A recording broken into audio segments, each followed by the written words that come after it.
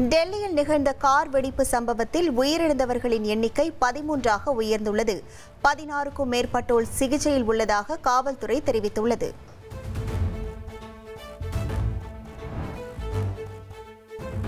Delhi car வெடிப்பு சம்பவத்தில் சந்தேகிக்கப்படும் நபரின் புகைப்படத்தை டெல்லி போலீசார் வெளியிட்டுள்ளனர்.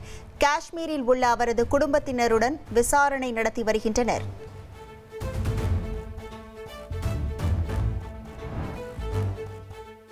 டெல்லி கார் வெடிப்பு சம்பவம் தொடர்பான புதிய சிசிடிவி காட்சிகள் வெளியிடப்பட்டுள்ளது.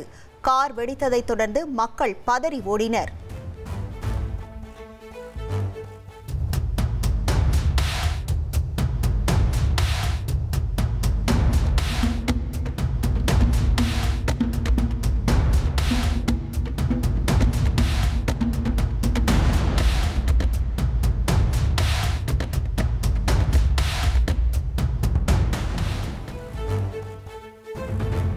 கார் வெடிப்பின் போது பல மீட்டர் தூரத்துக்கு மேல் தீப்பிழம்பு எழுந்த சிசிடிவி காட்சிகள் வெளியாகியுள்ளது.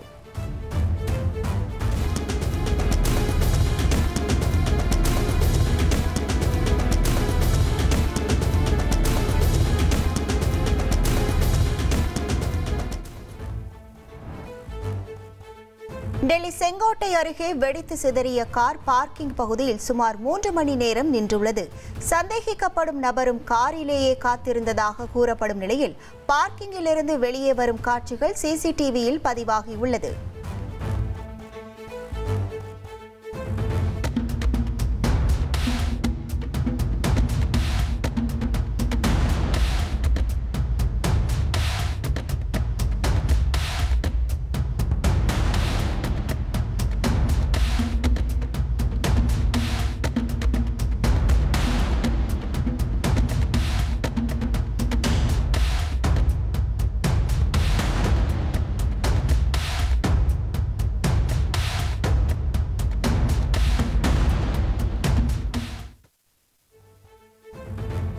டெல்லியில் வெடித்த கார் புல்வாமாவை சேர்ந்த உமர் முகமது என்பவருக்கு விற்பனை செய்யப்பட்டதாக தகவல் வெளியாகியுள்ளது.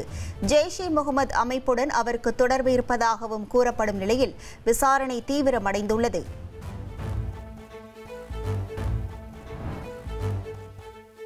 டெல்லி கார் வெடிப்பு சம்பவம் தொடர்பாக சட்டவிரோத நடவடிக்கைகள் தடுப்பு சட்டத்தின் கீழ் கோட்வாலி காவல் நிலையத்தில் வழக்கு பதிவு செய்யப்பட்டுள்ளது. அதேபோல் வெடிபொருள் தடுப்பு சட்டம் மற்றும் BNS-இன் பல்வேறு பிரிவுகளின் கீழும் வழக்கு பதிவு செய்யப்பட்டுள்ளது.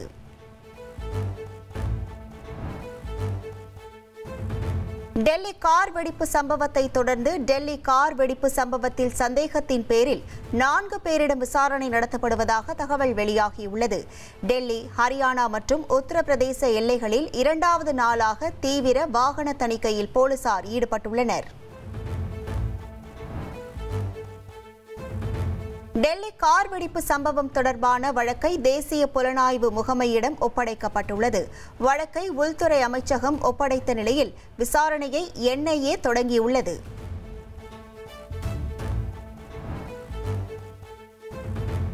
டெல்லி கார் வெடிப்பு நடந்த இடத்தில் NSG அதிகாரிகள் ஆய்வு நடத்தினர். காரின் உடைந்த பாகங்களை சேகரித்து பல்வேறு கோணங்களில் விசாரணையை முடுக்கிவிட்டுள்ளனர். டெல்லி கார் வெடிப்பு சம்பவம் நடந்த இடத்திலிருந்து துப்பாக்கி குண்டு கைப்பற்றப்பட்டதாக தகவல். டெல்லி போலீசாரின் தடயவியல் புலனாய்வு குழுவினர் துப்பாக்கி குண்டு ஒன்றை கைப்பற்றி இருப்பதாக தகவல் வெளியாகியுள்ளது. டெல்லி கார் வெடிப்பு சம்பவத்தில் ஹரியானா ஃபரிதாபாத் பயங்கரவாத குழுவுக்கு தொடர்பு இருப்பதாக தகவல் வெளியாகியுள்ளது. ஃபரிதாபாத்தில் நேற்று 360 கிலோ வெடிபொருட்கள் பறிமுதல் செய்யப்பட்ட நிலையில் காரை ஓட்டியவருக்கு அந்த குழுவுடன் தொடர்பு இருக்கலாம் என கூறப்படுகிறது.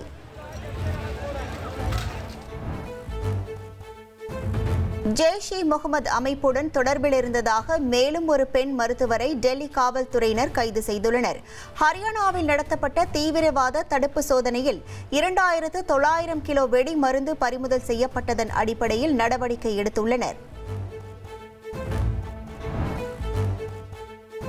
டெல்லி கார் வெடிப்பு சம்பவத்தில் ஈடுபட்ட குற்றவாளிகள் யாரும் தப்ப முடியாது என பிரதமர் மோடி தெரிவித்துள்ளார். சதி செயலில் ஈடுபட்டவர்கள் தண்டிக்கப்படுவார்கள் எனவும் பூட்டானில் பேசிய போது அவர் சூளுரைத்துள்ளார்.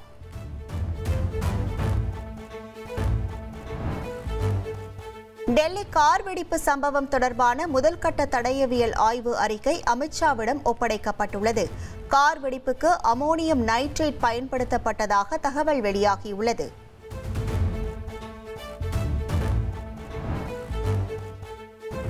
டெல்லி கார் வெடிப்பு சம்பவத்தில் ஈடுபட்ட குற்றவாளிகள் நீதியின் முன் நிறுத்தப்படுவார்கள் என பாதுகாப்புத்துறை அமைச்சர் ராஜ்நாத் சிங் தெரிவித்துள்ளார்.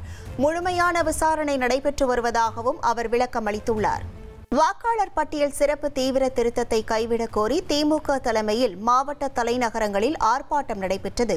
சென்னை மின்ட் ஸ்ட்ரீட் பகுதியில் நடைபெற்ற ஆர்ப்பாட்டத்தில் வைகோ, திருமாவளவன், பே. சண்முகம் உள்ளிட்ட கூட்டணி கட்சி தலைவர்கள் பங்கேற்றுள்ளனர். தமிழ்நாட்டில் வாக்காளர் பட்டியல் சிறப்பு தீவிர திருத்தத்தை தடுப்பதே நம் முன் இப்போதுள்ள ஆக பெரும் கடமை என முதலமைச்சர் ஸ்டாலின் தெரிவித்துள்ளார். எக்ஸ் தளத்தில் பதிவிட்டுள்ள அவர், ஒருபுறம் மக்களாட்சியின் அடிப்படையான வாக்குரிமையையே பறிக்கும் எஸ்ஐஆர் எனும் ஆபத்துக்கு எதிராக சட்ட போராட்டம், மற்றொரு புறம் எஸ்ஐஆர் பணிகளில் குளறுபடிகளை தடுத்திட கள போராட்டம் என குறிப்பிட்டுள்ளார். தொடர்ந்து செயலாற்றி நம் மக்களின் வாக்குரிமையை பாதுகாப்போம் என முதல்வர் ஸ்டாலின் பதிவிட்டுள்ளார்.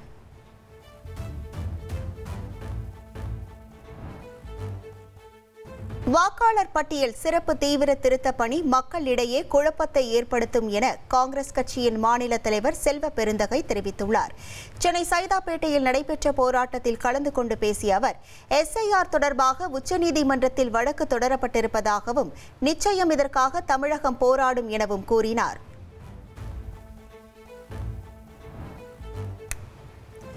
வாக்குரிமையை பறிப்பதற்கு துணை போகும் சதியில் எதிர்க்கட்சித் தலைவர் எடப்பாடி பழனிசாமியும் ஒரு பார்ட்னர் தான் என அமைச்சர் ரகுபதி விமர்சித்துள்ளார். நாட்டிலேயே எஸ்ஐஆரை ஆதரித்து வழக்கு தாக்கல் செய்த ஒரே கட்சி அதிமுக தான் என அவர் வெளியிட்டுள்ள அறிக்கையில் குறிப்பிட்டுள்ளார். மக்களை பற்றியும் மக்கள் நலனை பற்றியும் துளியும் கவலை இல்லாத எடப்பாடி பழனிசாமி தமிழர்களின் வாக்குரிமையை பறித்து தமிழ்நாட்டை டெல்லியின் அடிமையாக்க முயல்வதாக அமைச்சர் ரகுபதி குற்றம் சாட்டியுள்ளார். வாக்காளர் பட்டியல் சிறப்பு தீவிர திருத்தத்தில் பொதுமக்களுக்கு உதவ தாவேக சார்பில் 16 பேர் கொண்ட சிறப்பு குழு அமைக்கப்பட்டுள்ளது. சிறப்பு குழு 2026 சட்டமன்ற தேர்தல் வரை செயல்படும் என்றும் அறிவிக்கப்பட்டுள்ளது.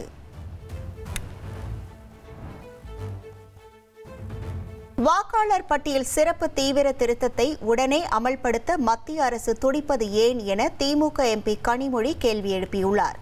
தூத்துக்குடியில் நடைபெற்ற கண்டன ஆர்ப்பாட்டத்தில் பேசிய அவர், முன்பெல்லாம் வாக்காளர் பட்டியலில் திருத்தம் செய்வதற்கு போதிய கால அவகாசம் கொடுக்கப்படும் என்றும் சுட்டிக்காட்டினார்.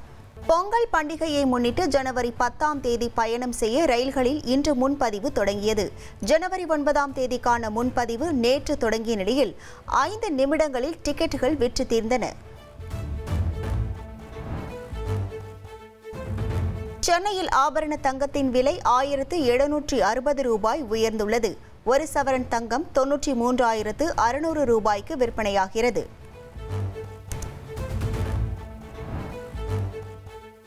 நெல்லை, கன்னியாகுமரி மாவட்டங்களுக்கு இன்று கனமழை எச்சரிக்கை விடுக்கப்பட்டுள்ளது.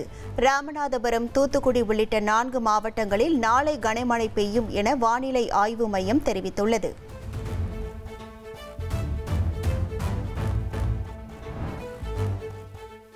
மாநகரங்களில் பெண்களின் பாதுகாப்பை உறுதி செய்வதற்காக பிங்க் நிற ரோந்து வாகன சேவை. காவல்துறை சார்பில் 80 பிங்க் நிற ரோந்து வாகனங்களின் சேவைகளை முதலமைச்சர் ஸ்டாலின் தொடங்கி வைத்தார்.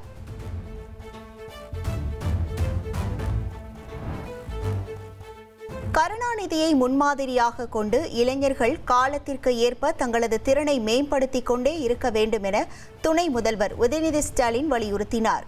தமிழ்நாடு திறன் மேம்பாட்டுக் கழகத்தின் சார்பில் வெற்றி நிச்சயம் திட்டத்தின் கீழ் ஊக்கத்தொகை வழங்கும் விழாவில் கலந்து கொண்டு பேசிய அவர், இதுவரை 42 லட்சம் இளைஞர்களுக்கு வேலை வாய்ப்பு வழங்கப்பட்டுள்ளதாகவும் இளைஞர்களுக்கு வேலை வாய்ப்புகளை அளிப்பதில் முதல்வர் அதிக முனைப்பு காட்டி வருவதாகவும் கூறினார்.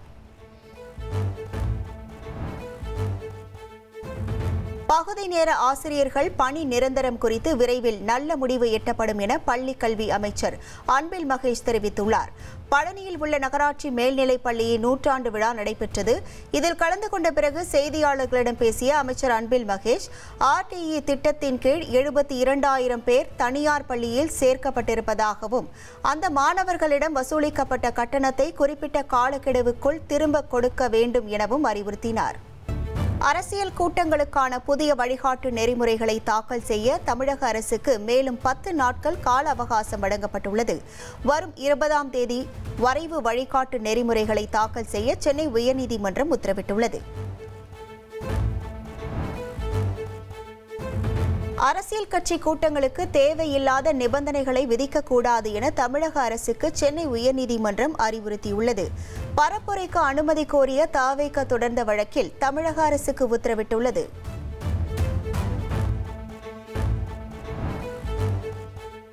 தவேகவினர் டிரான்ஸ்பார்மர்கள் மீது ஏறக்கூடாது என உத்தரவிட வேண்டும். சென்னை உயர்நீதிமன்றத்தில் தமிழக அரசு தரப்பில் வாதம் முன்வைக்கப்பட்டது.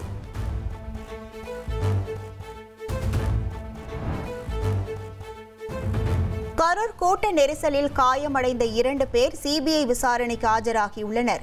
கூட்ட நெரிசல் சம்பவம் குறித்து சிபிஐ அதிகாரிகளிடம் வாக்குமூலம் அளிப்பதாக தெரிவிக்கப்பட்டுள்ளது.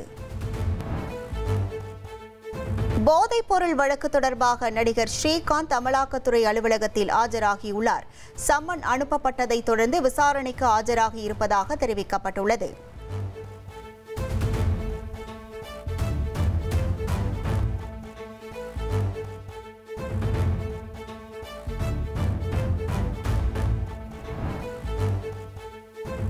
சென்னை ஈஞ்சம்பாக்கத்தில் உள்ள நடிகர் அஜித்குமார் வீட்டிற்கு மின்னஞ்சல் மூலம் வெடிகுண்டு மிரட்டல் விடுக்கப்பட்டது. நடிகர் SV சேகர், நடிகை ரம்யா கிருஷ்ணன் வீட்டிற்கும் வெடிகுண்டு மிரட்டல் விடுக்கப்பட்ட நிலையில் சோதனையில் அது புரளி என தெரிய வந்துள்ளது.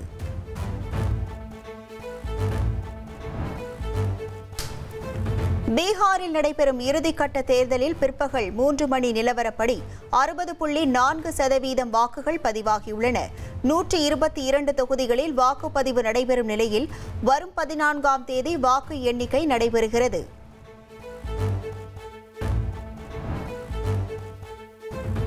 ஏழு மாநிலங்கள், யூனியன் பிரதேசங்களில் உள்ள 8 தொகுதிகளில் இடைத்தேர்தல் நடைபெற்று வருகிறது. ராஜஸ்தான் உள்ளிட்ட மாநிலங்களில் உள்ள சட்டமன்ற தொகுதிகளில் வாக்குப்பதிவு நடைபெற்று வருகிறது. ஹைதராபாத்தில் உள்ள ஜூப்ளி ஹில்ஸ் தொகுதியில் இயக்குநர் ராஜமௌலி உள்ளிட்ட திரைப்பிரபலங்கள் வாக்களித்தனர்.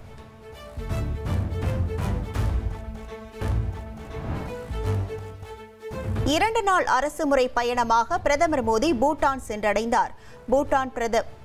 பூட்டான் மன்னர், பிரதமர் ஆகியோரை சந்தித்து இருதரப்பு உறவுகள் குறித்து பேச்சுவார்த்தை நடத்த உள்ளதாக தெரிவிக்கப்பட்டுள்ளது.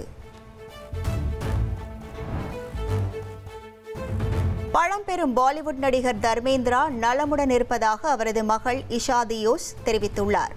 தர்மேந்திரா காலமானதாக பரவும் செய்தியை மறுத்துள்ள அவர் மருத்துவமனையில் சிகிச்சை பெற்று வருவதாக இன்ஸ்டாவில் பதிவிட்டுள்ளார். ராஜஸ்தான் மாநிலம் ஜெய்சால்மரில் ராணுவ வீரர்கள் தீவிர பயிற்சியில் ஈடுபட்டுள்ளனர். மணல் பாங்கான பகுதியில் எதிரிகளை பதுங்கி வீழ்த்துவது தொடர்பாக ராணுவ வீரர்கள் பயிற்சியில் ஈடுபட்டனர்.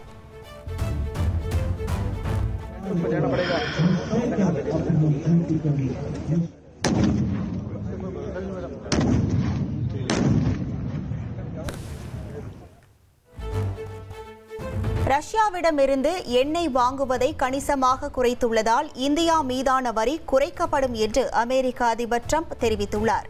பிரதமர் மோடியுடன் ஒரு அற்புதமான உறவு உள்ளதாகவும் அவர் தெரிவித்தார்.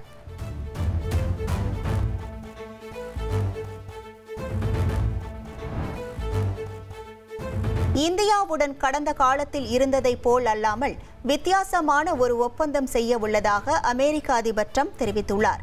இந்தியர்கள் தற்போது என்னை நேசிக்கவில்லை, ஆனால் அவர்கள் மீண்டும் எங்களை நேசிப்பார்கள் என்றும் அவர் கூறினார். தியாகராஜ பாகவதரின் வாழ்க்கை வரலாற்று படமான காந்தா திரைப்படத்துக்கு தடை கோரி தியாகராஜ பாகவதரின் பேரன் வழக்கு தொடர்ந்துள்ளார். தயாரிப்பு நிறுவனங்கள் நடிகர் துல்கர் சல்மான் பதிலளிக்க சென்னை உரிமையியல் நீதிமன்றம் உத்தரவிட்டுள்ளது. ஆந்திரா மாநிலம் நெல்லூரில் சாலையோர கடைகளுக்குள் கண்டெய்னர் லாரி புகுந்த விபத்தில் வியாபாரிகள் 3 உயிரிழந்துள்ளனர். லாரியை பறிமுதல் செய்து காவல்துறையினர் விசாரணை மேற்கொண்டு வருகின்றனர்.